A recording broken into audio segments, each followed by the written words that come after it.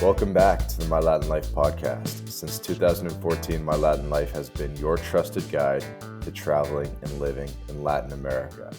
My guest today is Coach Patrick Red.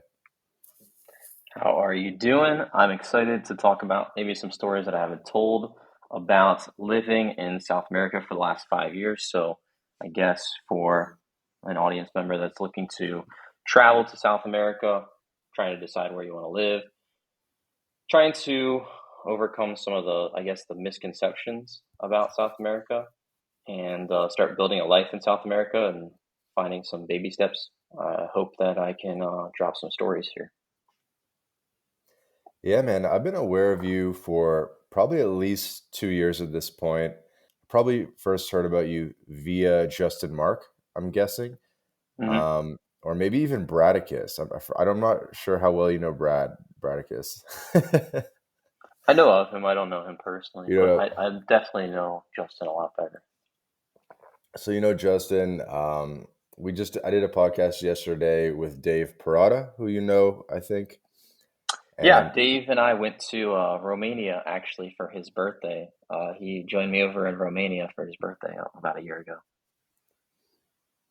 there you go. And I know you've hung out with Jake Nomada as well. I think at the Hmm. Nomad Capitalist Conference. Yeah, that was a very long time ago, but yes. And so there's probably like a bunch of random connections here and there. I like to start off the podcast by kind of, you know, explaining how some of the guests maybe know each other, because it does become a bit of a small world when it comes to digital nomads and expats in Latin America, and certainly the dating coaches as well. Hmm. We do try, Patrick, we do try not to have too many dating coaches on the podcast, even though I know a lot of them. So you're only, I think, the third one. We had Justin, we had Dave, and I think it's you. So you do have a unique angle, and you do have a lot to share. I think you're gonna have some sick stories that the audience is gonna be super excited about. Um, you had a bit of a cancellation scare in Colombia with Casey Redbeard, and then I think you guys went down to Brazil, and I think you had a second like cancellation scare. And cancellation in general is a very interesting concept. It's something that, hopefully most people never have to experience, but it's becoming more and more common. And I feel like it kind of started with, the first people to get canceled were like Alex Jones and a couple right-wing commentators, maybe back like 10 years ago. And then the next people I saw getting canceled were the dating coaches. It was RSD Julian and some of the YouTube dating coaches. And they were kind of like the first people to really get canceled, or I guess maybe the second wave.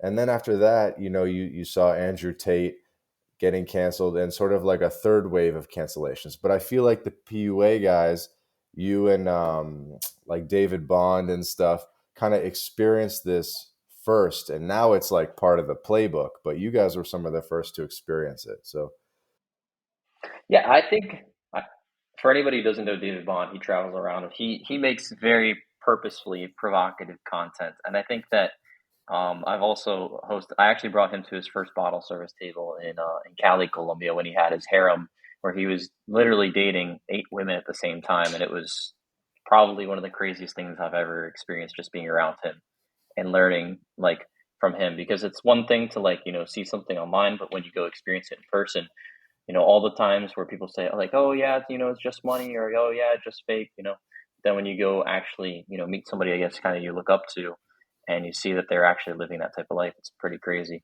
But I think David has a different philosophy about it. I think David enjoys being canceled. I, on the other hand, definitely do not enjoy being canceled. I like to have cool, fun lifestyle, and I like to do cool things. And my goal is not always to rock the boat and stir things up, especially like when you talk about going to a new culture in a new country, and essentially pissing off local people because you're just being disrespectful of the culture. That's definitely not my intent at all. When I'm going and doing things that I think are fun. mhm. I think For that one people thing. unaware, no, go ahead, go ahead. Well, what I was going to say is like I think that's something that a lot of guys that are coming from America, Canada, relocating to South America, is that one of the first things that comes across as a cultural shock is obviously like how people talk about different subjects, right? So, for example, in America, it's like really, I don't know, obscene to call somebody fatty, right? But you always have people in English calling people, or excuse me, in Spanish, calling people like gordito, right? Which means like little fatty or something like that, right? Or when you go to Colombia, they call you mono, which means monkey. And that's like for a blonde person, right? When somebody called me monkey for the first time, I was like, what did you just say? So like there's some things that are like less offensive, but like when you go to a new culture, you're never trying to like rock the boat or like cause a distress. And I think that some of these cultural differences that people experience from coming from Canada, coming from America to Mexico, or like whatever the person who complained about some music and or some car horns or something like that got canceled in Mexico. Or you hear like, me throwing parties, normal parties like you throw in Las Vegas or Miami and in Medellin, Colombia. Things that are considered normal in the United States or Canada are not necessarily like translatable in a culturally appropriate way when you go down to South America or you go to Mexico. Hmm. So which cancellation came first? In what way? Like, cause well, there's kind of been a couple for you. I guess maybe the first one was seeing David Bond in Cali, and that kind of did a stir, and then your Medellin one came later. Well, actually, what was really ironic was that David was very open about all the stuff he was doing in Cali, Colombia, but he actually never got any like backlash of anything for doing his harem quest in Cali, Colombia. And I know that it sounds ridiculous, but like he's been canceled in like Philippines. He actually made fake news articles of himself, posted them online and stuff like that. And then he sent it to like the national news himself. And he has all this documented, but yeah, that's how he likes to engineer things. For me, it was just, I originally started becoming a promoter when I was 19 in Washington, D.C. And then when I turned 21, I moved to Las Vegas and also wanted to do parties in Las Vegas. But I realized that, like, I don't really want to spend the amount of money it takes to throw really cool parties because, like, some of the people I would be trying to invite to parties, it'd be like, literally Dan Bilzerian or 40 other promoters are messaging the same exact girls or the same exact guys or having the same exact clients. So when I went to Medellin, my entire intention was just to build the same thing that I'd been doing in DC, that the same thing that I've been doing in Vegas, which was hosting parties, right? And I mean, I've been based in Medellin about 5 years now. And so, I'd been doing parties for 4 years. And Medellin, although it has like 4 million people that live there, it's there's not a ton of stuff to do. It's not a city of 4 million people worth of stuff to do. And so, like, especially during the quarantine, it was like, I kind of became famous for having really cool parties and having nice mansions. And Casey was also one of my friends, and he started running Facebook ads to get more girls for his own parties, right? Parties that had nothing to do with me. But he'd also gone on the Fresh and Fit podcast because he was actually roommates with Fresh from Fresh and Fit before they kind of started their Oh, ascension really? to being Fresh and Fit. Yeah, Casey was roommates with Fresh In where? um, In what city? in Miami, in Miami, Okay. up until about I think like a year and a half ago. So I mean, Hmm. he was that's where. So Casey, when he went on the Fresh and Fit podcast, he was like, "Hey, I have all these people messaging me. I don't really want to like sell them. I'll make a little web page and I'll make a little web page, and all the people that come from the Fresh and Fit podcast, I'll send them to be clients for your parties, Patrick." I was like, okay, cool. Because we're the only ones who were doing legitimate parties. Everybody else, if the the obvious, I guess, thing that comes into people's minds when they think of the Medellin is they think of the negative stuff, right? They think of the Pablo Escobar, they think of the narco tourism, you know, and those are very sad parts of Medellin, to be honest. And he made this web page that I didn't have anything to do with, and he just signed up people's emails, and then, I ended up selling some of the people that came from the Fresh and Fit podcast. So there was this website, right? So what happened was that some girl that Casey was running ads to, because he was running Facebook ads. I never ran Facebook ads like that to get girls to parties and stuff like that. Posted on Twitter and was like, "Oh, this is so crazy! Look at this. This is scary. Look at these gringos that are inviting girls to free dinners and free parties, and they're offering Right. to pay for taxis and stuff like that." The Instagram ad says like free food, free transport, come party, something like that. Yeah, of course. And that's like a normal thing. If you think about like going out in LA, or you think about going out in Vegas, or you think about going out in Miami or New York City, right? That's a like totally normal thing. That's like something that's ingrained in the culture. It's like, for example, in Vegas, there was this place called Garden, that girls would get invited to Garden and then they go to Access nightclub, right? And the promoters would even get paid like $50, $60 a girl that they brought to the dinner, and all the dinner would be comped, right? Hmm. So this is like a normal thing to like have dinner parties. It's like a totally normal thing.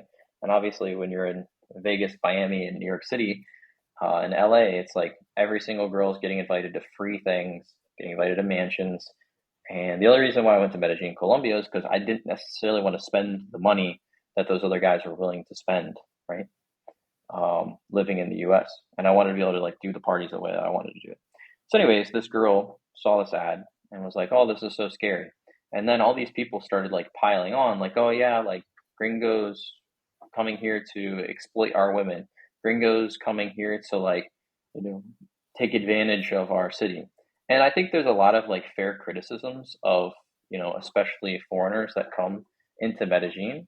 But I felt like, it was just kind of a mob that kind of piled up onto people. And for anybody who's going to, plans to go to Colombia or plans to go to Brazil or Argentina or any of these other places, not all these places like foreigners. They really don't really like them sometimes because it's like, oh, rich person comes into poor country and it's like, oh, everything's so cheap. And in reality, life is not necessarily easy for all the people that are there. So then that just ended up becoming this crazy thread that almost had nothing to do with me and Casey, but it just had to do with people's general resentment of gringos Hmm. and the general, I guess, stereotype of why gringos come to Colombia. And Vance, have you been to Medellin? Yeah, of course. Yeah, I mean, like you go walk around like Parquilleras, and it's the craziest thing ever for an American or somebody else from another country, because they just see all these women, and obviously all of them are prostitutes that are outside of Parquilleras, and you'll see like groups of like 10, 15 guys, and like hundreds and hundreds of guys and hundreds of prostitutes outside Parquilleras, and half these guys end up drugged and robbed and all these other things, right? So, anyways, it just became this like the the conversation, the reason why we got canceled, almost had nothing to do with what Hmm. me and Casey did, right? It had to do with the general view of gringos and a lot of the problems Right. that are around prostitution, drugging, and increased rentals. The price of rent in Medellin is probably like 3x in the last 2 years. Mm. And I think a lot of those general sentiments are, I can't invalidate them. I think that everybody who has that feeling against gringos, it can be a very good sentiment. But at the same time, I don't think it really had much to do with me and Casey. It had more to do with like how gringos are perceived in general. Hmm. But all the same, you guys had to kind of close down your social media profiles, at least for a period of time.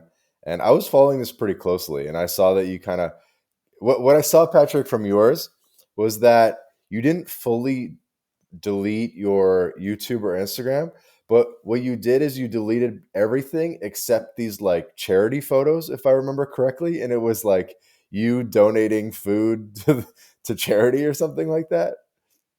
Yeah, like okay, so there's, yeah, like the only thing that you could find on when you Googled Patrick Red was like $6,000 or $7,000 worth of charity donations that I've been doing in Medellin for like the last 3 years.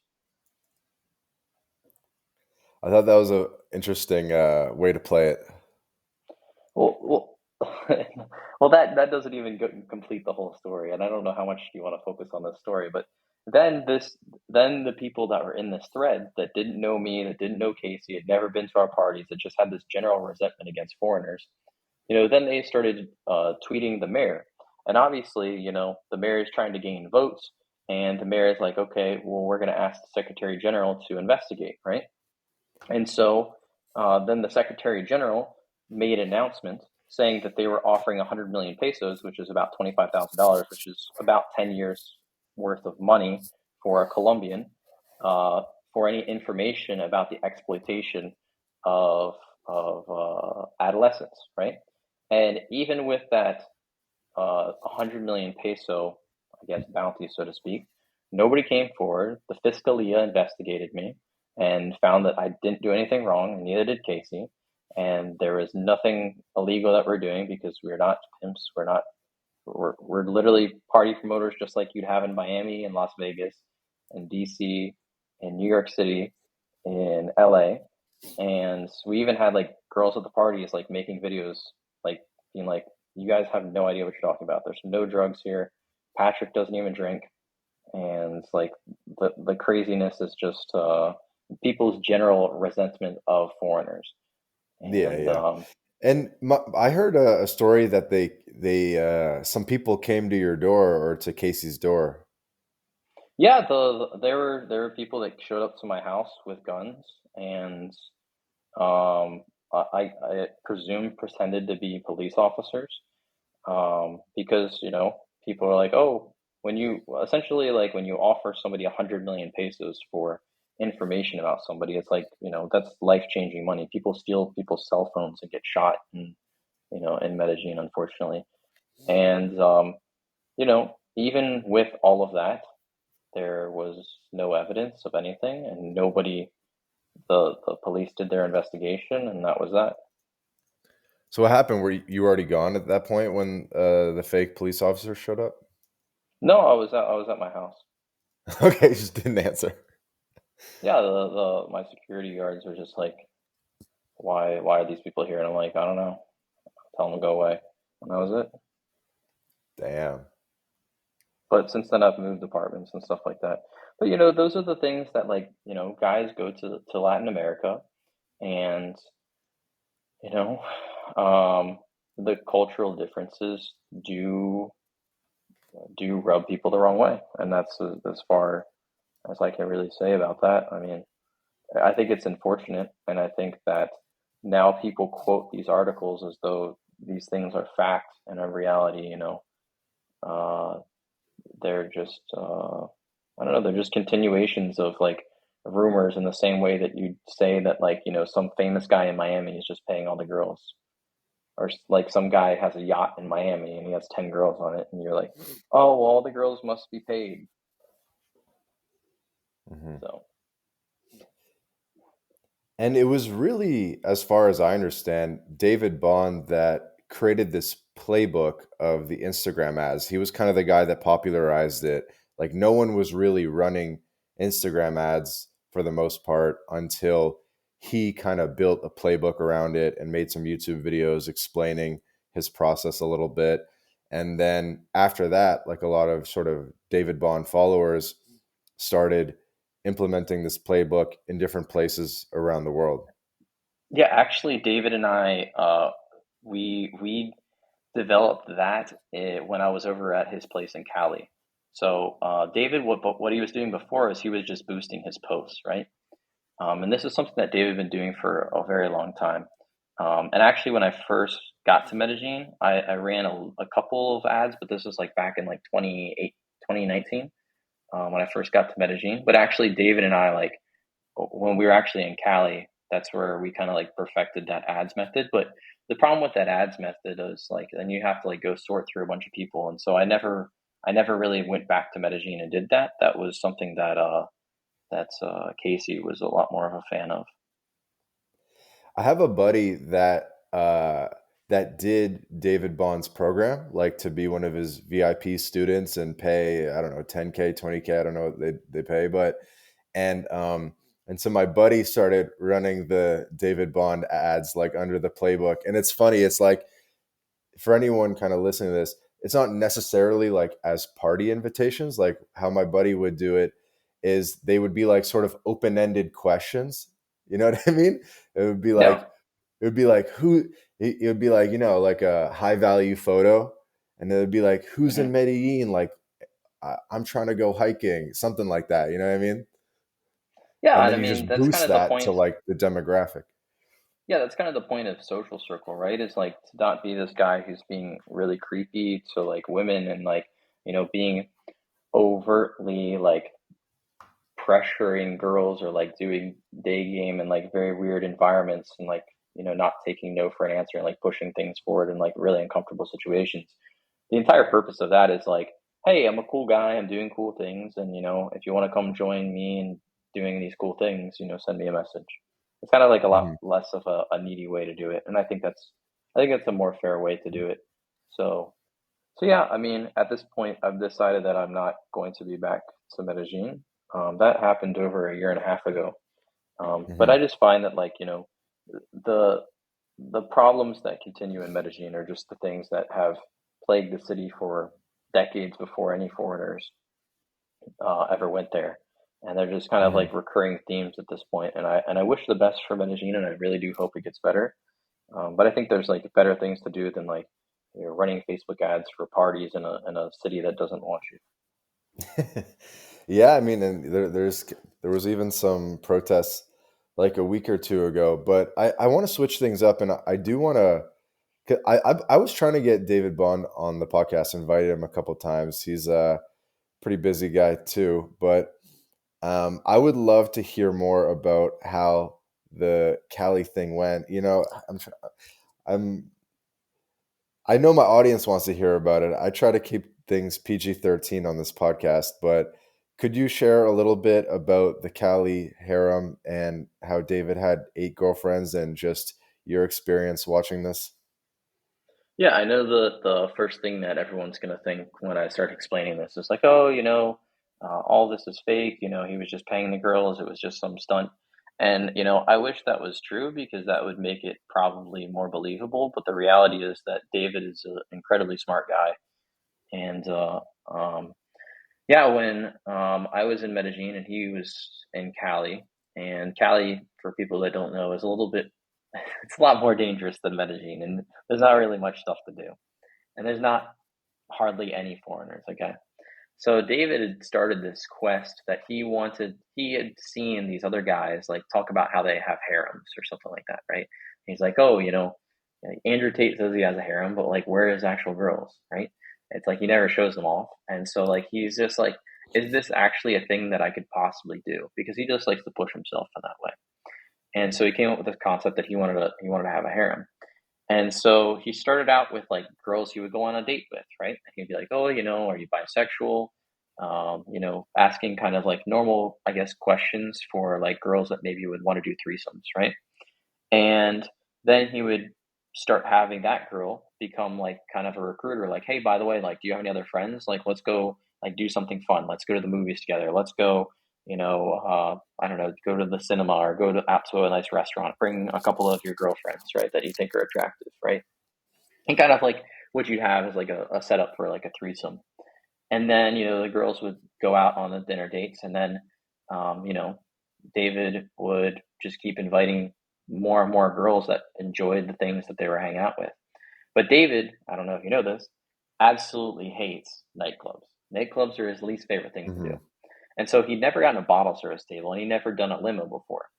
And I was like, hey, let's go. Let me come over to Cali, and I'll set up like because a lot of the stuff that I do is like setting up bottle service tables, setting up limos for like kind of experiences, right? And so I was like, hey, like let's do this. Why don't we like you invite out all your girls for your harem, and I'll set up the limo, I'll set up the bottle service table, and we'll get some cool videos and stuff like that. And so yeah, like we invited all the girls over for a pregame, then we went out to the club, then we went in the limo, and yeah, it was a really fun experience. And um, he even came to my birthday party in Medellin, and got to see the setup for that as well. But yeah, I mean, the I think what people kind of think it is it's kind of like one girl that's like he's in a relationship with, and then like a bunch of other girls that are like just hanging out for free to do cool shit. But it really was like David is in a relationship with each of the women, and each of the women are also in relationships with each other, Hmm. which sounds wild, but it was just that's what it was. It wasn't just like David hanging out with one girl and then the other girls are just hanging out. It's like David's in a relationship with each of these girls. He has to manage each of these girls, and then also all of these other girls are also in relationships with each of the other girls. And I remember a lot of the videos talked about just the logistics of managing that because dating, I'm sure you probably teach this in your dating programs, that dating is really like 90% logistics. And when you're dealing with eight girls, I mean, I guess 8x or maybe 80x the logistics. Yeah, but the thing that he always liked to do is he also liked to have all of the girls actually in charge of the things, right? So he wanted to have like one main girl that would like kind of be in charge of arranging everything rather than him being in charge of arranging everything, right? So he would kind of like his he had like different levels. Like he had queen, he had girlfriend, and then he had amiguita, right, which is like a friend Uh-huh. like below that. And so the queen was like in charge of like picking out, like asking everybody where they want to go, and like he had like a very strict set of rules that he'd send out to girls before they'd actually like go out to meet him. Like, I can record you. Um, you're not going to be like freaking crazy or something like that. You're not jealous. So he had this list that he would send out as well to these girls before he'd even meet them. And so by the time, I mean, he would just kind of like show up to dinner, and his queen was like kind of in charge of like messaging and arranging all the girls. Hmm. Yeah. And he was sort of perfecting this system over time. Yeah, I mean, I think he did this for I don't know 8 9 months or something like that. But like he went like hardcore and like researching. We have this little mastermind group of some guys as well. And just sharing stuff between a lot of other dating coaches um, about what has their experience been with all these different topics, and like looking for books and looking for like people who claim to have harems online and like how they said they set it up, and you know reading about like how Hugh Hefner like arranged Playboy and all these crazy things. So yeah, I mean that was a really crazy experience for me, and it was really nice to get to hang out with David. And I think he's in Manila, Philippines right now. Also stirring the pot like he likes to do. Hmm. Have you guys been hanging in Asia? No, I've been in Asia since February. Last time we saw each other, I think, was last year in Vegas. Fair.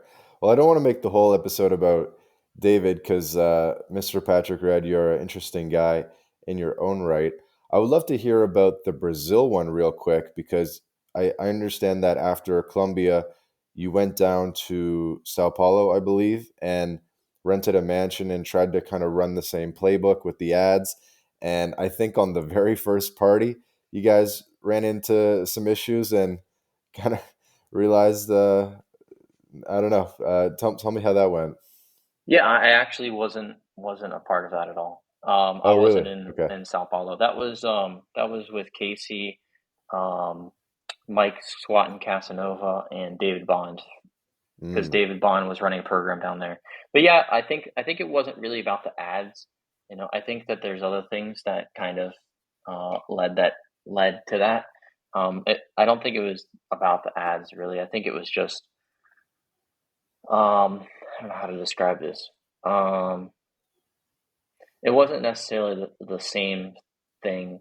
I mean, again, I wasn't involved with it, so I really don't know all the details. But I just know they ended up on the news in Sao Paulo, and yeah, I mean, I think they just had like a normal house party, and which is something that's super normal in Sao Paulo. Um, but I think that it stands out a lot more when you have foreigners. Hmm. I mean, it's just newsworthy, and it's just even if you're not doing anything wrong, it's still just newsworthy, I guess. But I guess you weren't part of that one, so uh, no, all good there. So, what have you been up to the past year? Well, in the past year, mostly just been traveling around, just trying to figure out like where I want to set my roots. I did travel to Sao Paulo and Rio de Janeiro, and I loved Argentina. I was in Buenos Aires for a lot of last year as well. Um, Buenos Aires, super beautiful European city for anybody who hasn't been there. Amazing steaks. They had before they had this new president, everything was so freaking cheap. You get like $4, 500 gram ribeyes, just absolutely freaking delicious. And for guys who also like white blonde girls, if you have that dating preference, um, which most of other than like kind of in Brazil, there's not necessarily like a lot of white girls that in the rest of South America and Latin America. So if that's like a big turnoff is like some guys don't like Latinas, the typical like Mexican Latinas. So that's also a nice thing for guys that also want to find their future ex-wives. Hmm. So you're in Asia at the moment, but you've spent a lot of time in Latin America. How do you think about where you want to spend your time and the regions that you're most interested in? Do you feel like Latin America is probably one of the best regions for you due to the time zone and familiarity and so forth? Or how do you think about things? Yeah, so I mean, I'm really young. I'm 26, and I've been out living outside the U.S. for 5 years now, right? And so for me, it's like, I just want to go on a journey of like, and I encourage anybody who's thinking about traveling is just like, you probably have some view of how you think the world is or how other places are. And I kind of want to like go prove myself wrong, right? So I just went to China and like everything that I always thought about China was bad. I just went to China. It was phenomenal. Like everybody talks amazing about Hong Kong, and Hong Kong was terrible. And then people say like, "Oh, Sao Paulo is great," and Sao Paulo is filled with crackheads and people that want to rob you on the streets. It's terrible. So I kind of want to like just go see more of the world because I spent 5 years in Medellin, so I felt like I really didn't get to see a lot of the world. But I think the pros of living in Latin America obviously are like a huge cost reduction. If you're living in Canada or you're living in the U.S., you can obviously I'm not a tax I'm not a lawyer or an accountant, but there's definitely a lot of tax benefits of living outside of the U.S. With the U.S. passport, and also the same Right. for Canada So, and so the you're things that American, you're. right? Yeah, I'm American. Do you say what state you're from? I'm from Washington D.C. DC. Okay. Yeah. And you've been doing the foreigner and income exclusion? Yes. So That like one's, one's that helps you great. write off $120,000 off of your income right off the bat, right? Being able to have a nice life, I realized that like I don't want to spend my youth kind of like slaving away behind a desk, and I really would like to, go have really cool experiences. And I think it's better to be rich in a poor country. Um, and after living in Vegas, I just realized that like other people are willing to spend $250,000 on a bottle service table. That I'm just not willing to spend that. You know. Then, in terms of the negatives, obviously, the safety, learning the language, getting accustomed to the different cultures. Finding an apartment can sometimes be difficult because it's a very different way. It's not just as easy as calling up your local realtor, for Hmm. example, in Colombia. Being far away from your family, but obviously the time zone makes it amazing. I think the things that I also like about Asia is like it's just so much safer. Like I could never just walk around Colombia like with shorts on and like feel like I'm not going to get robbed, or same thing in Mexico. Hmm. Um, but I think that the time zone is absolutely trash. It's the worst time zone ever. This is why this podcast took a very long time for us to link up, because the Asian time zone is terrible for working in the U.S. Hmm. It's one of the reasons I'm here as well. I think that's amazing that you got started so young, 21, starting to live abroad. and still chugging 5 years later, and sounds like no plans of slowing down or no plans of returning to the U.S. Yeah, I think it becomes kind of difficult to go back to the U.S. And I think a lot of people that end up moving to another country, they just realize that they can have a different type of quality of life. I'm not necessarily like going to say like everybody's going to have a better life outside the U.S., but I think that on a U.S. income, it makes it pretty much a no-brainer to live anywhere else in the world because at DC, it's one of the most expensive places to live, and especially Hmm. for rent. I mean, when I was living in DC in 20 was that 2019? Excuse me, 2018, 2019.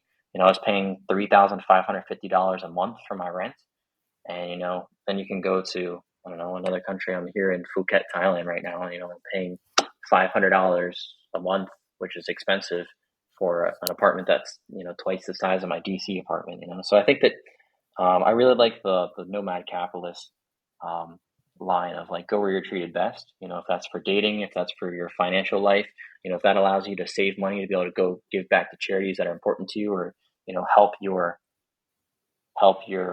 family and send money back to your family. I think that those are all positive things, and I Hmm. definitely still recognize that when you go move to a new country, uh, it's not necessarily you're not always open with welcoming arms because of the some of the problems that mass, I guess, immigration causes, especially when you have rich people buying up, poor country stuff. You said something interesting there, which is after you've experienced Latin America or living outside the United States with the U.S. salary, it's hard to go back to the U.S. And I want to pick up on that thread. I just recorded a podcast yesterday with the Swedish gringo. Maybe you've seen his YouTube videos. The Swedish guy, he like runs around Rio and stuff, and we were talking about how it would be very difficult for him to reintegrate into Swedish society and work in an office in Sweden and go back to living that life because it's such a sanitized life, and he feels like something would be missing, like he'd be missing that energy and the fun and everything. Like it's very hard when you're living in Brazil and you have that lifestyle to go back to living in like cold, boring Sweden. And maybe you have your own sort of version of this dilemma. Yeah, I mean, I'm not necessarily like oh yeah, fuck the United States, it's terrible or something like that, right? I can't really hate the place that made me and the place that kind of sharpened the sword for me to be able to go off and have the great opportunities that I have now. But I think that at the same time, there's like just simple things, right? Like for example, my mom needed a knee replacement surgery, but before that, I was able to get her stem cells, which are illegal in the U.S., right? I got her stem cells in Colombia. My dad has COPD, and he has problems breathing, and his inhalers in the U.S. are $450 a piece, and I can get them on Rappi, which is like a delivery app on your phone, like an Uber Eats, but like for everything and like actually good Hmm. and not super expensive. And each of his inhalers is like $20. So every time I go back to the U.S., I bring him an entire year's worth of inhalers for the same price of one inhaler in the U.S. That's the exact same brand. So it's like simple things like that I think go a really long way when you talk about wanting to live outside the country. It's like sometimes you go to back to the U.S. and you're like, oh shoot, now I have to go do grocery shopping. I haven't done grocery shopping for 5 years in Medellin because buying stuff on Rappi, for example, in Medellin, it's like there's this thing called Rappi Turbo, and it arrives to your house in less than 10 minutes, and it's decent prices, and maybe they're a little marked up, but it just makes my life so much easier. I can have a cleaner that comes twice a week. I can have a chef that cooks me nice meals. I can have a personal trainer, and then all of that money that's saved that I would be just spending on living in a cold, gloomy Washington D.C. I can give back to charities. I can help my parents.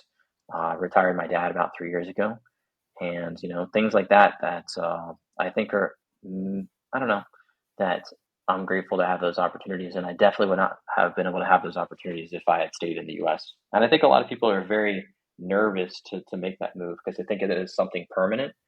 But if you're on that edge, if you're on that fence of going to a new country, the worst thing that happens is that you go to the new country, you decide you don't like it, and then you go back home. It's not really that big of a deal. Hmm. Hey guys, quick break from the podcast to tell you about job stacking. If you're a remote or hybrid worker looking to maximize your earning potential, then Rolf Haltza, author of Job Stacking, guarantees you'll be able to double your income by implementing his paycheck multiplication layering method. This is the exact system Rolf has used to take his own income and those of many others beyond $20K a month. With this method, Rolf contractually guarantees that you'll be able to double your income in 45 days. So, if you're interested in unleashing your earning potential and doubling your income, then click the link in the description and book a call with Rolf right now. Hey guys, quick break from the episode to tell you about BitRefill. BitRefill allows you to shop online and in person without banks, converting your crypto directly into merchant balance. We're talking gift cards to Nike, Amazon, Apple, Airbnb, Hotels.com, and many more, all paid for with crypto. BitRefill offers more than 10,000 gift card options in 180 countries all across Latin America, including Brazil, Colombia, Mexico, Argentina, El Salvador, and many more. You can also apply the code MyLatinLife at checkout to get 10% back on your first purchase. Go to bitrefill.com for more information. And it's not just a cost thing, right? Like part of it is an energy that's often missing in the US. Yeah, it's like really nice to just, be able to say stuff that you don't have people in what is it? There's so many different countries. You don't have like people in like being in DC, growing up in DC, there's a very it's the most liberal place in all of the US, maybe more or less San Francisco, but like as its own unit. It's the most liberal place in all of the U.S. That's not necessarily a bad thing, but like at the same time, like I went back to the U.S. actually during COVID, and I went to the emergency room because I got COVID, and so I went to the front desk, and there's this obviously an Asian woman, and she's wearing this pin and it says she her, and I'm sitting there and I'm like, or standing there and I'm like, excuse me, can I ask you like a really weird question? And she's like, sure. I'm like, do people like confuse you for like a man or something like that? I'm very confused. And she's like, no, I'm just trying to like, make people feel comfortable using their gender pronouns. And I'm like, what are you talking about? Like you go talk to somebody like that in Asia, and they think you're delusional. If you go talk to somebody like that in Eastern Europe, they think you're freaking delusional. And same thing in South America as well, like Colombia. Like you'll talk to these girls in Colombia, in Medellin actually, and I would like show girls like, here's this girl that's like, saying she her. She's like, well, that's just because she's ugly. And like the girls say that, and I'm like, what did you just say? I'm like, that's actually kind of offensive. So I mean, it's just like things like not having to like, not having to like castrate yourself when you have like conversations, and just like not feeling like you have to like, I don't know, like be I don't even know how to describe it. Like not feeling like you have to have that like weird social pressure to like, follow whatever the thing is that you're supposed to follow. Like the US becomes so political, and then when you go to other countries you just stop caring about politics. I also like the small good manners stuff in Colombia specifically, and in Latin America, like the buenos dias, or when you get in an elevator, it's like con permiso, que tenga buen día, that type of thing. Yeah, that would never work in New York City. And honestly, when I was in DC, people and I moved to Colombia, people started doing that to me, and I was just thinking to myself, man, if I did that to somebody in New York City, they would like be like about to start a fight with me.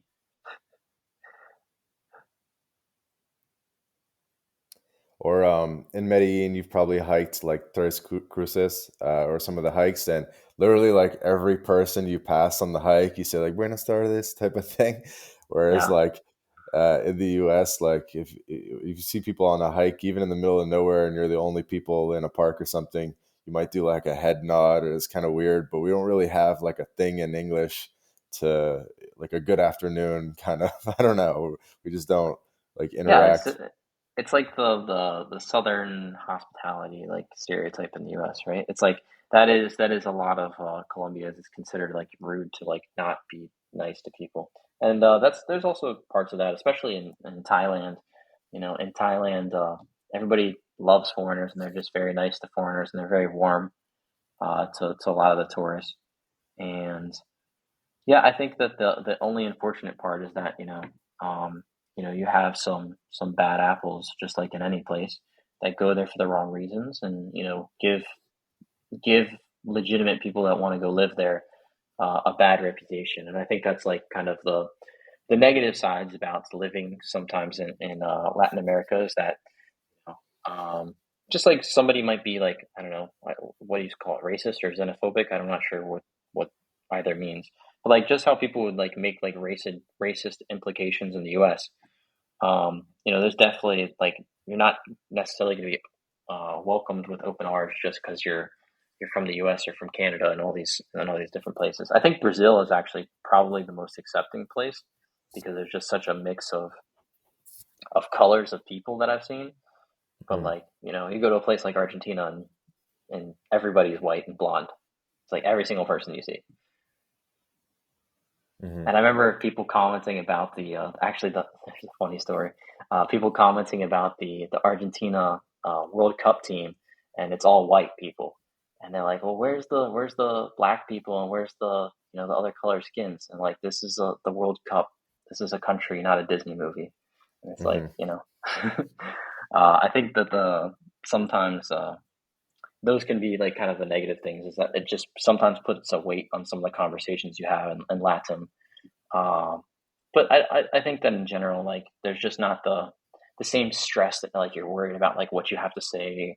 Obviously people are very polite in Colombia, but I think there's a little bit more, I guess, wiggle room to say what you feel in Latin America.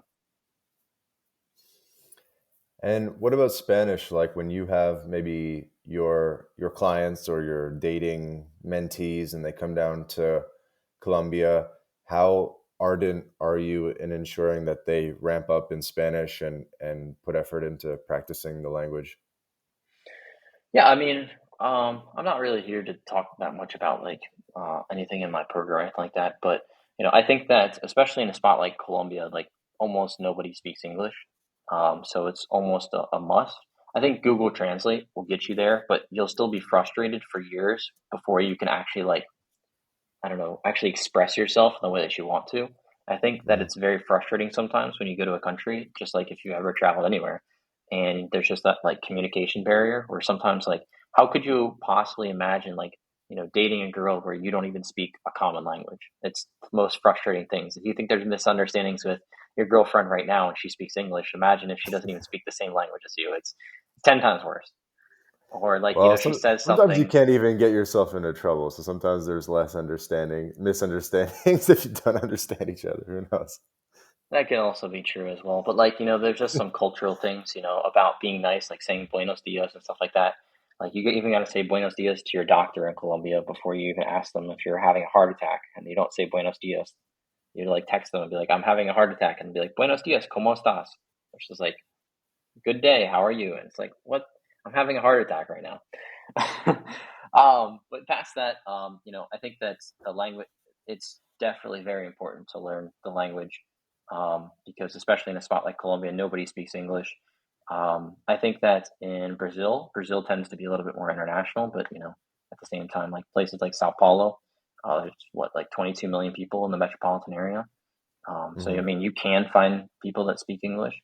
Um, but I think in general, like, it's just something you got to commit to. I think that there's very great websites like Preply, Preply, that, you can schedule online lessons with people in Spanish. I'm actually just learning Russian right now, just with some YouTube videos. And, it's definitely something that, like, when you get there into Latin America, you're obviously going to be practicing every day. But I think it's Hmm. mostly sad when somebody's been there for like 5 years and they don't even know how to say anything other than like, hello, my name is, and like, thank you. So definitely worth investing some time into that before going down there. Hmm. Yeah, we recommend Language Blend. They've been a sponsor of the podcast for a while. It's kind of like you probably know Baselang as well, Hmm. which is based in Medellin. And then Language Blend was founded by this dude named August, who actually lives a lot of the time in Medellin, and Jake Nomada as well. Um, Switching gears, I was curious about something. What's up with the red circle for your logo? Yeah, so I'll just go into like why I'm Patrick Red. So when I went out, for about 2.5 years of my life, I worked on a tech startup from about 17 to 19 and a half. And when I started making money, then I started like realizing like, oh, I made all this money, but I don't have any friends because I was like a super introverted nerd. And so I started going out to like bars and nightclubs to go meet people. And I realized that like, I don't know if anybody remembers their college days, but like you introduce yourself and 5 seconds later, the person doesn't even remember your name and you don't even remember their name. So I had to like come up with something to like, get people to remember my name better. And I started saying like, oh, my name's like Patrick, just call me like Patrick Red. And for some reason, like that just made it easier for people to remember my name. So I didn't have to repeat it over and over again. Or I'd say like Patrick, like SpongeBob or something like that. Right. And so Mm. people just started calling me like Patrick Red. And when I was doing parties in DC, and when I was doing parties in Vegas is when my social media really blew up. And, I just went with the username Pat Loves Red. And then, when I kind of automated my first company that I started, people started asking me like, oh, how'd you do this? How do you host all these parties? How'd you like change your life from like a nerd? Cause I like knew you like 6 months ago, Patrick. I was like, oh, they just started asking me like questions like, how did you do this? And so I was like, people just started offering me money that I was meeting to like help them host events and help them like kind of design their lifestyle and help them, set up a good dating life for themselves. And so that was kind of like the circle of like social circle, and which just happens to be red on the Apple keyboard. And why I call myself Patrick Red. It has nothing to do with like red pill or anything like that. It looks like if anybody hasn't seen my Instagram, it looks like a communism logo. So if you look at it, it's at Coach Patrick Red on Instagram, and people always like, "Oh, is this communism?" I'm like, "Yeah, pretty much." Mm. So it's kind Like of it's like, a reference to social circle. yeah, it's social circle, but everybody thinks it has to do with communism or something crazy. I don't even know. I Because guess. that's always been your style of game is social circle. I don't think I've ever seen like cold approach type content from you. It's always been more a pretty nightclub based. And I remember there was a lot of like flexing on Instagram stuff. I'm not sure if it's still there, but like, holding the bottle with 8 girls type of thing. And you were always more about the social circle. Yeah, I always liked the idea of social circle because I kind of thought the idea of day game, especially living in Washington D.C., was very creepy, and I was always like very afraid to like be canceled for like approaching a girl and being fucking weird. So I think like practicing in nightclubs was kind of the first thing that clicked to me. And actually, the way that I got started is I went to an RSD event in the beginning of 2019, and I think it was in February or April. And RSD Tyler was like, "Hey, who here is a promoter?" And this guy raised his hand. He's like, "Oh, how many girls have you slept with?" And he was like, "Oh, I've slept with 27 girls." And I was like, "Wow, how did you do that?" And then RSD Tyler was like, "Oh, everybody should go become friends with that guy." And I was like, "Okay." So then I went and became friends with that guy. And he's like, "Hey, just bring girls out to the table." And I'm like, "Well, I don't really know how to do that." And so he's like, "Oh, I'll teach you." And he brought me to like all these events, and he started showing me like the ropes of how he was, making business deals, and how he was, inviting girls, and how he was, meeting celebrities and diplomats and every crazy person you could possibly want to know in Washington D.C.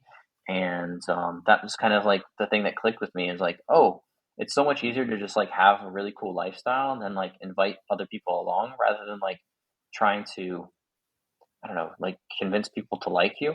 It's like it's so much easier to like do really cool things that people like to do and then like have a good conversation in person when you're doing the cool thing. Um, and that's just kind of the philosophy that always clicked for me. Definitely agree. Wow. So that's kind of like the real origin story, eh? Is RSD event, met the promoter, promoter took you under his wing, then you started doing your own promoting. Yeah, and I didn't necessarily do it for money. At that point, I was barely working. I was 19, and I actually couldn't even get into the clubs. And actually, becoming a promoter and being friends with the promoter was way more important than anything else, right? Because you could become more social, you could make more money, but if you're 19 and you don't have the right connections, you're not getting into any nightclubs, right? So that was how I started getting into nightclubs before I even turned 21. And that was like kind of the best thing possible for me was meeting his name's DC Promoter on Instagram, DC and promoter. Why does that ring a bell? his name's Renato. But why does that DC promoter ring a bell? Like, did he have like an online presence using that handle where he would like talk about dating and stuff, or No, never. I mean, for him, he makes money off of like big business deals. Like he likes to meet like the guys that are spending, the $10,000 on a weekend, and go do business deals with him. Um, and he was a guy that introduced me to. I don't know if you've ever read the book, The Game, or excuse me, The Setup by Dan Bilzerian. sure. Do you remember that picture of there's this picture of Dan Bilzerian on a yacht with a bunch of girls, and there's one other guy that's on the yacht. Okay. Okay, well then anyways, uh, Renato was best friends with the guy that was paying for all the stuff when Dan Bilzerian first started out, Mm. and still does these crazy parties. So I was like, I was just getting introductions to like crazy high net worth people, and I'm really grateful for that connection to me because he was a guy that changed my life in the same way that I hope to be for other guys. Is show guys that maybe have a lot of money but don't necessarily know how to use it to create like a really cool lifestyle setup for themselves. So let's talk about that a little bit. I guess just in terms of for the average guy, how they could maybe implement some of the things that you've learned over the years. Like, how could an average guy, what's kind of the 80/20 on improving a guy's circumstances through social circle? Yeah, I think that the first kind of objections that guys have about social circle is that it's like somewhat like superficial, and they don't want to be like one of those like douchebag guys that's like flexing on Instagram and stuff like that. And I totally understand that. And they might think like looks and money matter, and of course, looks and money do matter because it allows you to be more, I don't know, efficacious in the world. But I think there's like some very simple things that guys can do to like make their lives very better, like much better. The first thing I would say is that like every girl that you meet, you friend zone her, right? So, for example, like not trying to like hit on her, not trying to be sexual with her, but literally just become friends with her. Because as you mentioned before, Vance, you talked about like, a lot of dating is about logistics, being around the type of women that you want to date.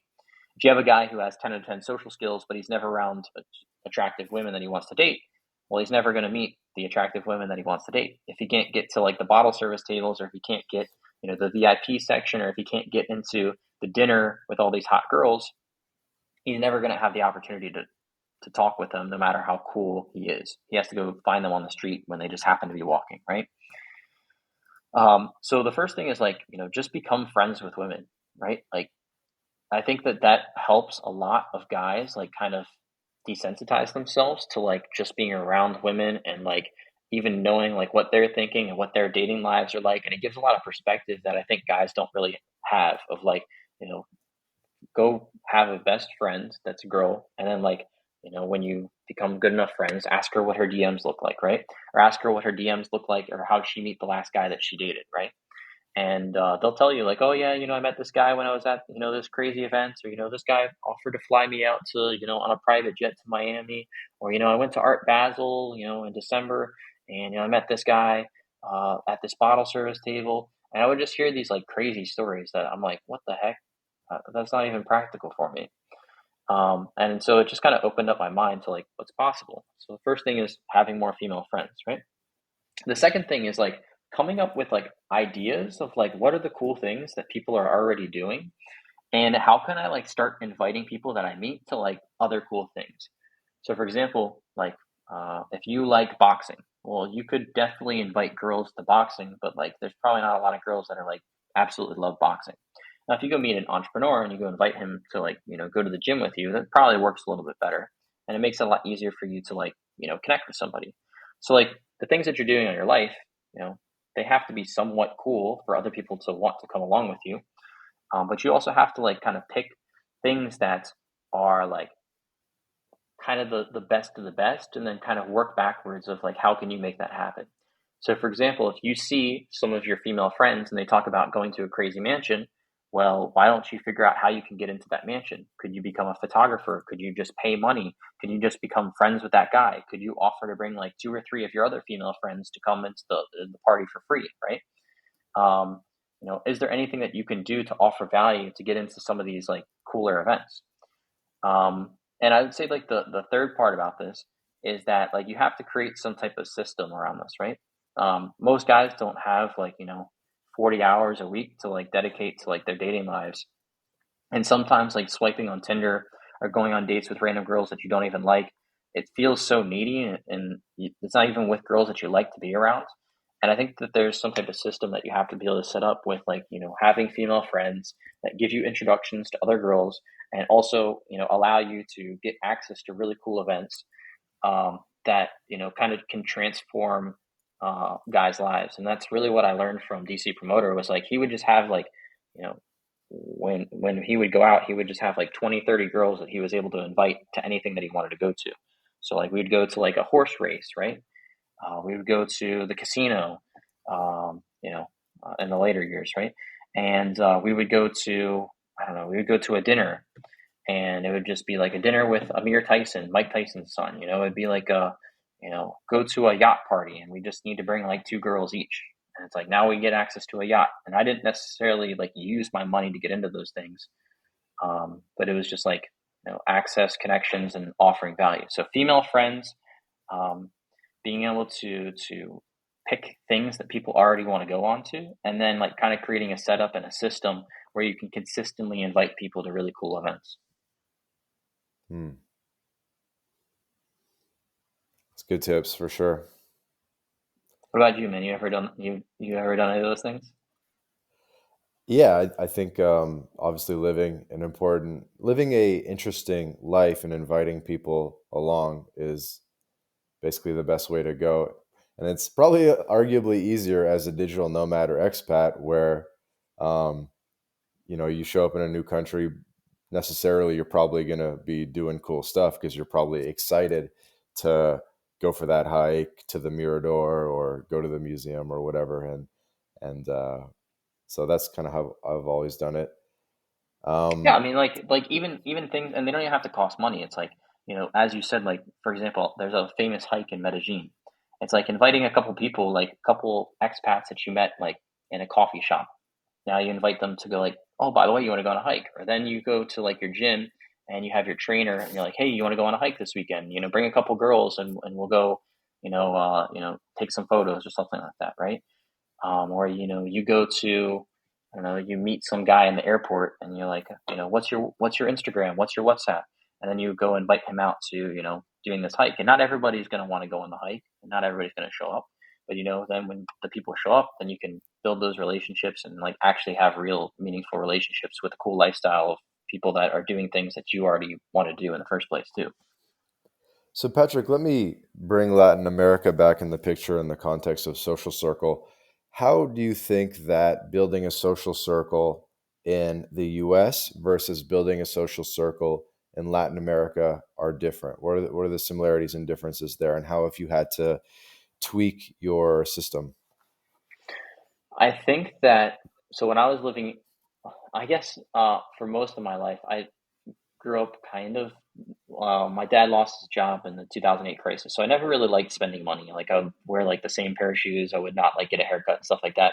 So the idea of like spending money in the U.S. or in Colombia, never really appealed to me. So I was always trying to figure out like, I don't know, like maybe it's frugality or something like that. But like I would always try to figure out like how can I like finagle my way into like these different situations where I didn't have to be the one footing the bill, but like everybody was still happy at the end of the day, right? So I think a big difference in um, in other countries outside of, the US and Canada, is just like the barrier to entry financially is a lot lower, right? So, for example, I don't know if you've ever been to Washington D.C., but there's this place called Georgetown, and there's probably like 60, 70 different yachts. And Michael Saylor, the guy who has the public company with the The most Bitcoin. Bitcoin, also has the Usher. It's called the Usher. His chefs actually lived above me in the penthouse in my apartment in DC because they're making so much money. So, anyways, like if I'm gonna go out in DC and I'm trying to invite a girl to a yacht, it's like, well, there's 150 possible guys that have yachts. So there's an excess of yachts, right? There's an excess of people with money, typically in the U.S. And especially as a younger guy, it's just like the financial barrier to get into, like, for example, this club called Somewhere Nowhere in New York City. It's like at a minimum, the cover is $1,000. And if you spend $3,000, that gets you half of the table in the club. When you go to Vegas, it's like the minimum table is like $5,000 plus 20% tax plus 20% tip. So the minimum that you're spending in some of these clubs in the high seasons is like $9,000. And what does that leave with you? You get a bottle of alcohol. Great. So I think the financial barrier in all of the U.S. is much higher, right? So like if you don't have the money or you don't want to spend the money in like kind of this, I guess, stupid way, you have to figure out a way to like, get other people to want to pay for it, and then figure out a different way to offer value. So, for example, if you're going to build a social circle in the US, maybe you don't want to be paying for everything, but you want to learn photography. So you can take a video of somebody else spending the money. Or you get really good at talking with girls, so you can invite a couple girls to a bottle service table and then therefore get free bottle service tables, right? Um, you become friends with a guy who just likes you and likes hanging out with you, and you're not a pain in the ass, and he actually wants to have you around him, so he pays for all the stuff, and you just kind of follow around with him and his lifestyle, right? I think that that's Mhm. probably a more So the fair way to money, like. so the money is the biggest piece of how it's easier in Latin America to do cool stuff and live a interesting lifestyle. Are there other aspects Yeah, beyond because money like though? most guys in Latin America could just pay for the things. For example, there's only like one decent yacht in Medellin, Colombia. There's one, right? There's only like, so if you don't have connections to that yacht, you can't go on a yacht. Where's the Um, yacht in in, Guatape? in Guatapé, yeah. Okay. I And mean, it's but like so the but only. even the money aside, like are there different, so let's just say money was the exact same everywhere. Are there different aspects though about how you would build a social circle in Latin America versus the US, just in terms of the way social interaction works and so forth? I think um, I think that in general, I would like to, especially in Colombia, it's definitely Medellin is definitely like a specifically people only go out with their friends, right? It's not like you're not going to find like two girls that are like just walking around the nightclub or like that'd be really freaking weird. I think in the U.S., like if you didn't have money and you just want to like go out and talk with women, at least you could go to a nightclub and you could go talk to women. I think in a lot of Latin America, maybe not as much. Actually, I think in Brazil, you could go talk to other girls and that are just hanging out there. In Argentina, you could do the same thing. But like specifically in Colombia, like you can't just like go out and like meet girls at a nightclub, for example. So you kind of have to like you have to do it through connections and you have to do it through meeting friends of friends. Um, but then like the contrast to the U.S. is that like there's plenty of like two girls that get bored that just go fly to Vegas, for example, or just go visit Miami for the weekend, or just go to New York City for a fun trip. Um, I mean, I don't mean to reiterate the points, but I mean, I think that really legitimately the biggest difference is the money, and that's probably why a lot of people go to other countries in the first place. Hmm. For the meeting part or for the running the dates part, or I guess both? I think both, because like for a guy who's going to go out on a date in the U.S., it's like if you're going to go out on a nice date, you're going to spend I don't know like 150 $200 for a nice dinner date, I guess, in Washington D.C. But like you go to a place like Argentina to go to a nice dinner date, it's maybe $15, $20. You go to Brazil, maybe it's 40, 50, $60. You go to Colombia, maybe it's $50. So I mean, I think that like a lot of the financial barriers that you'd have to like, be working towards kind of like become a lot more attainable right away. Hmm. And I think it was David Bond that has mentioned this. I'm sure a lot of people have made this observation that if you're trying to build this skill set of dating and you want to get the reps in and, maybe go on a date every single day of the month, you're going to go broke in the US doing that. Whereas in Latin America, you can take a pretty reasonable budget, and like maybe let's just say $1,000, and you could run 30 dates on $1,000 easily. And Hmm. in that sense, you can build your dating skill set faster because the money isn't the barrier to running the dates. The barrier is just like how many girls can you get in the funnel. And like how was your social skills, right? It becomes more about like your social skills rather than like how much money you have, right? Yeah, dude, me, I we're going down market when we're talking about me. Like I'm like ice cream in the park. We're going for a walk. We're going for a bike ride.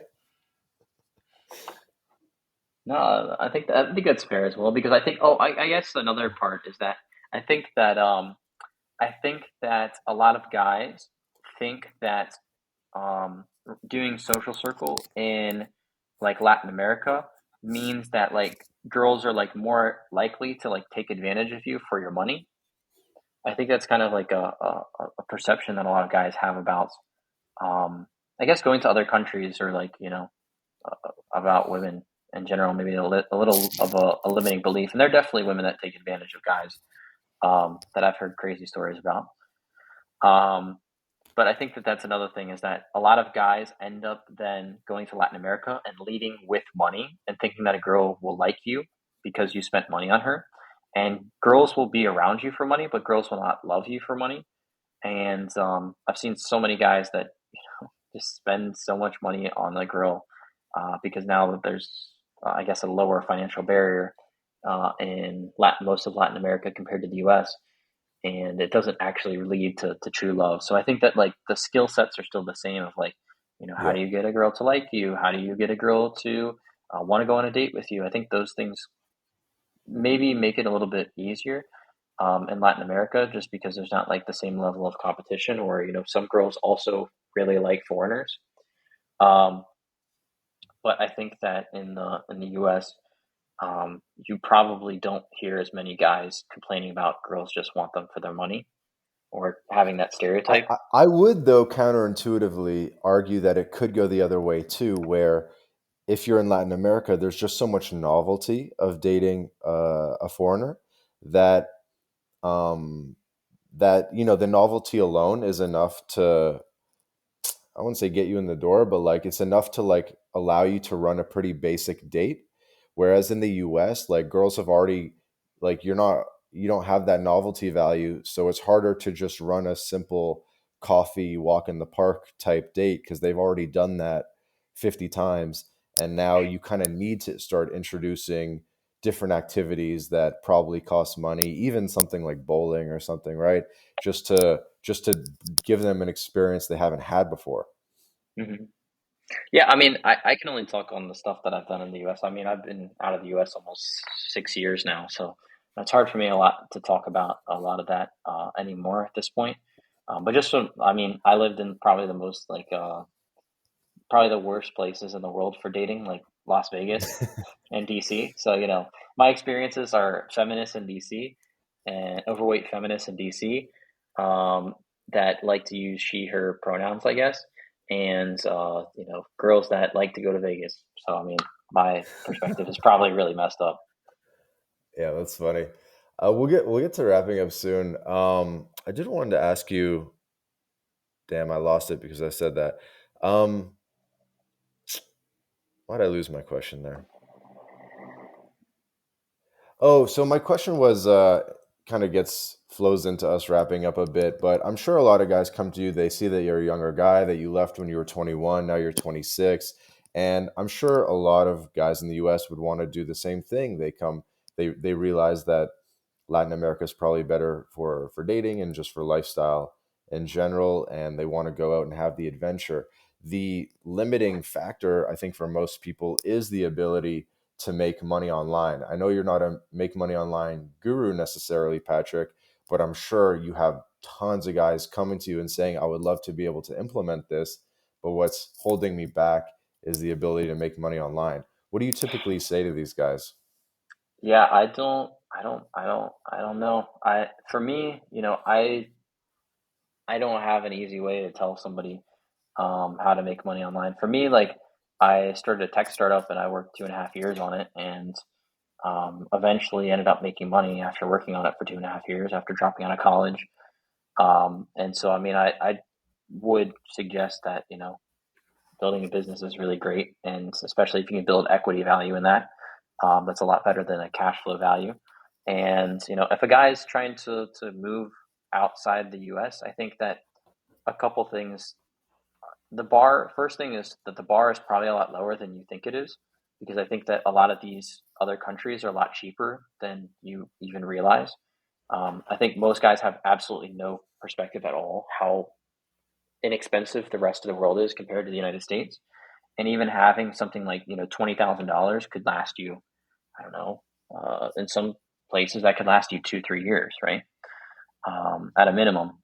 And I think that you don't necessarily need to figure it out right away, because you could always just go back to the U.S. and like go do something similar that you were doing before. So I think the barrier, first off, the barrier is a lot lower.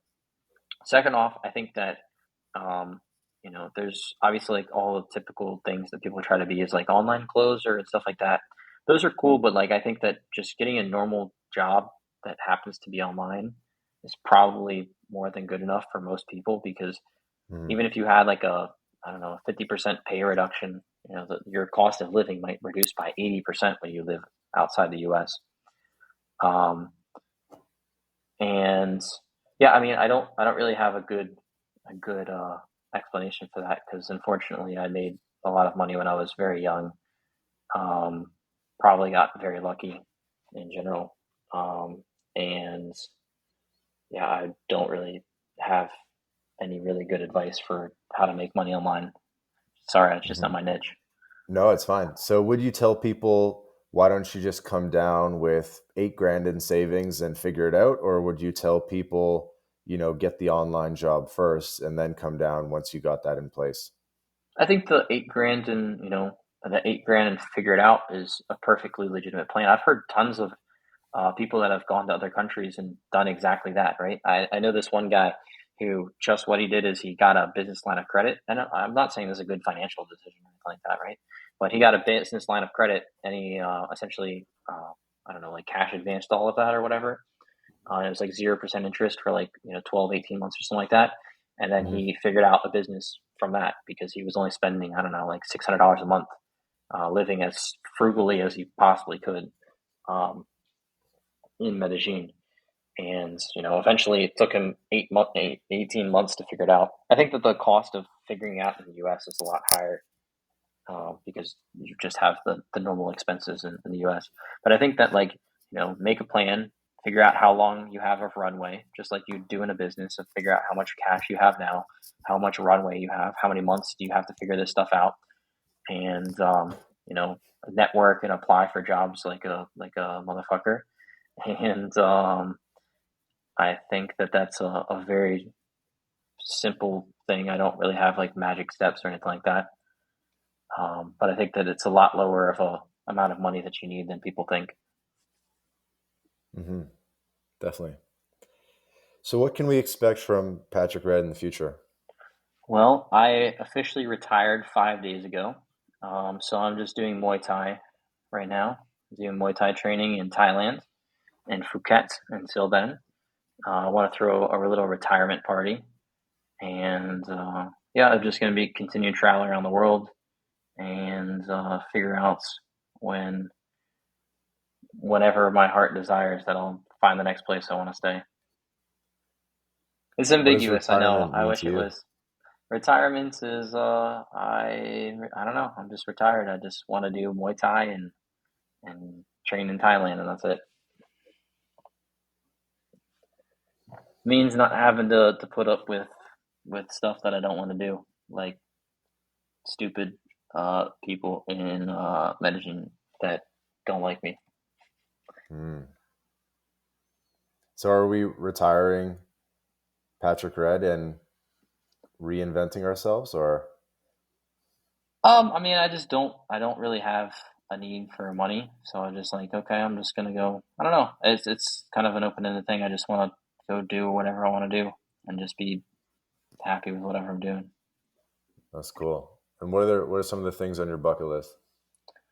Well, last year, I did Everest Base Camp with a couple of my clients, and now I'm doing the Muay Thai, and I just did a bunch of different countries in Asia. Mostly, it's about traveling. I want to keep hitting some more countries, and I don't know, just find what the next home base is. Learn a couple more languages, and just sit and go into monk mode a little bit. Like to start a new company, but other than that, just like something that it would be just fun. Nothing that necessarily needs to make money. Mm-hmm. Well, you got the money, the time, the skill set, the brand. I mean, I think you're well set up for tons of success in the second half of your 20s and in your 30s.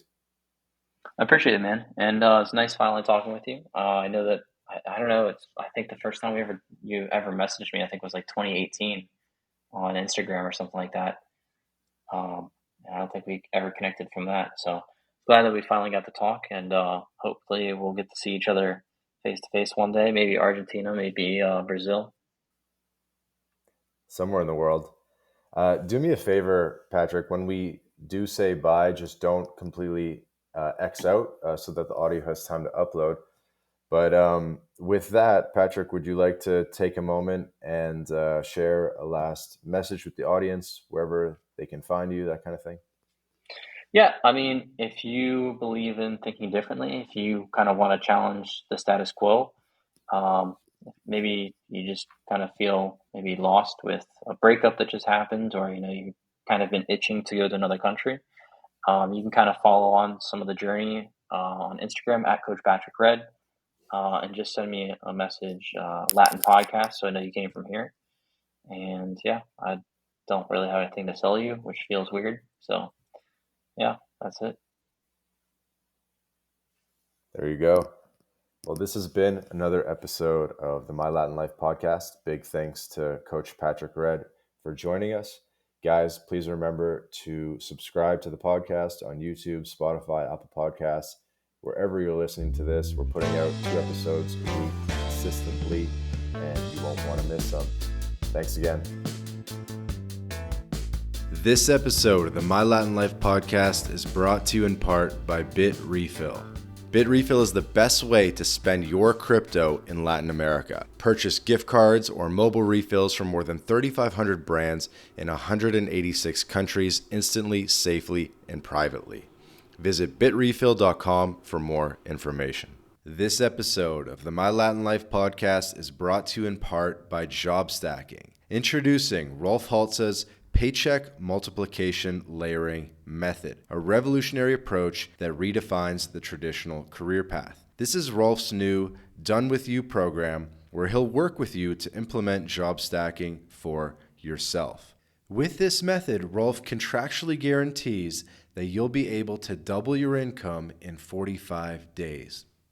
So, are you ready to step out of the shadows of job insecurity and step into a world of career abundance? Then just click the link in the description of this episode, book a call with Rolf, and start walking the path of unleashing your earning potential with job stacking.